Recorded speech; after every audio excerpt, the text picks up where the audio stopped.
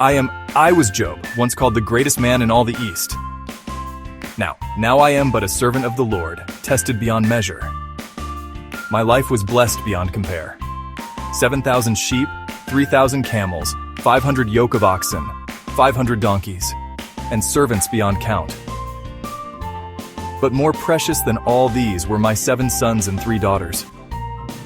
We lived in harmony, in fear of God, shunning evil.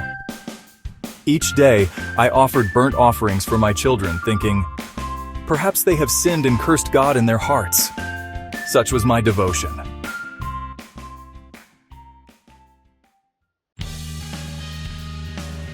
Little did I know that in the heavens above, a challenge was issued. Satan stood before the Lord, questioning the nature of my faith. "Does Job fear God for nothing?" the accuser asked. "Have you not put a hedge around him and his household and everything he has?" And so, with God's permission, my trial began. The heavens darkened and calamity rained down upon me. In a single day, I lost it all.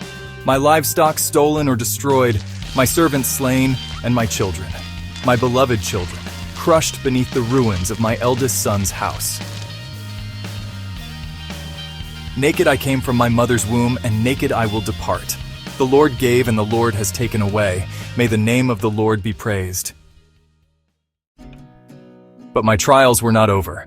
Satan challenged God again, and I was afflicted with painful sores from the soles of my feet to the crown of my head. Curse God and die! As I sat in ashes, scraping my sores with a piece of broken pottery, my own wife urged me, "Curse God and die." But how could I? Should we accept only good from God and not trouble? My friends, Eliphaz, Bildad, and Zophar, came to comfort me. For 7 days and nights they sat with me in silence, for they saw how great my suffering was. But when they spoke, their words only deepened my pain. They insisted my suffering must be punishment for some hidden sin. Remember, whoever perished being innocent, or where were the upright destroyed? If you are pure and upright, surely now he would rouse himself for you and restore your rightful habitation. Know then that God exacts of you less than your guilt deserves. Oh, that I knew where I might find him, that I might come even to his seat. I would lay my case before him and fill my mouth with arguments. Their words stung like salt in my wounds. I cried out to God, demanding answers. Why had this befallen me, a righteous man? Where was justice in this cruel world? Days turned to weeks, weeks to months. My laments grew bitter, my questions more insistent. Where was God in my suffering?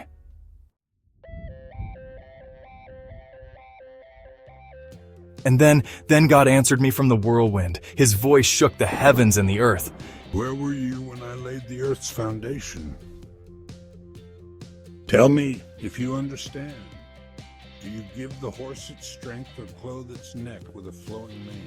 God's questions came like thunderbolts, each one illuminating the vast chasm between his wisdom and my understanding. Will the one who contends with the Almighty correct him? Let him who accuses God answer him. In that moment I understood.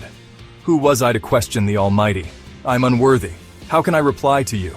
I put my hand over my mouth. I spoke once, but I have no answer. Twice, but I will say no more.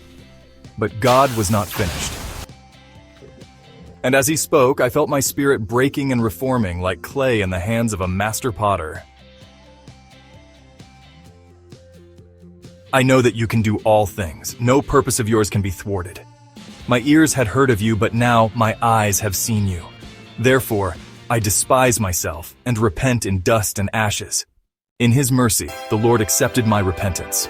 He rebuked my friends for their false counsel and commanded them to make sacrifices.